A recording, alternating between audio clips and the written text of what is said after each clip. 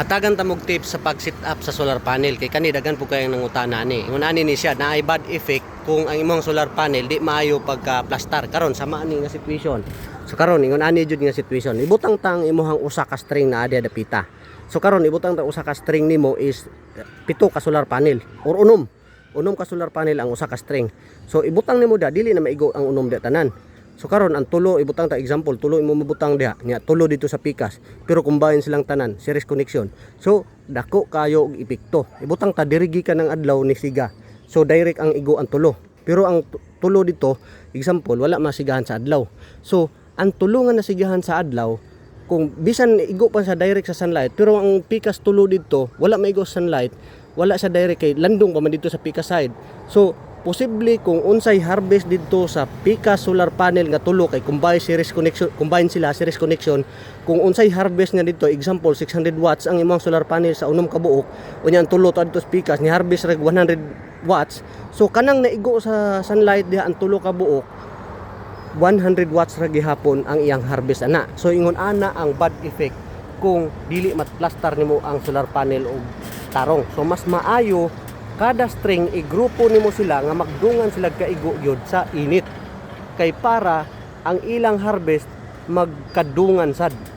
Kay example kung diri nimo ibutang ang tulo ka solar panel sa usa ka string nya diri pod ang tulo ka usa ka string pag siga sa adlaw didto diri na initan diri wala. So karon ang kani diri gamay og harvest kaysa sa diri.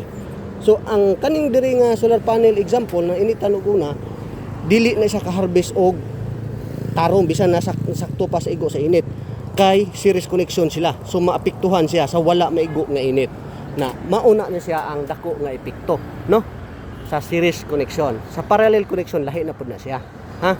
Mo na dapat ninyong timan-an pod usa na nga dapat timan-an sa pagplastar sa solar panel, pagplan, pagdesign, pagliaut ug unsaon nimo pag technique or imuhan design or diskarte. Sama ani ako agron gi-inspeksyon, ako ang gi-ocular 8 kilowatt nga solar setup ni karon. To si sir sa gawas iya harang misis na diri. So karon mo ni akong gi-plan karon diri nga ug unsaon pagplastar ang solar panel nga nindot siya og harvest.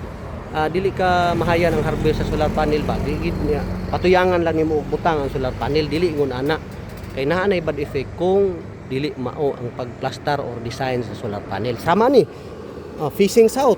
So usa ka string diri mas nindot, usa ka string sila tanan diha ana didto facing south nindot kayo kay pagkaigo sa adlaw kung dungan sila kaigo okay kayo ilang harvest no.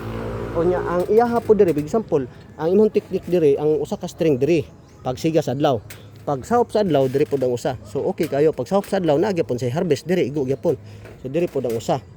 So full day gid siya nga nagi igo sa adlaw. So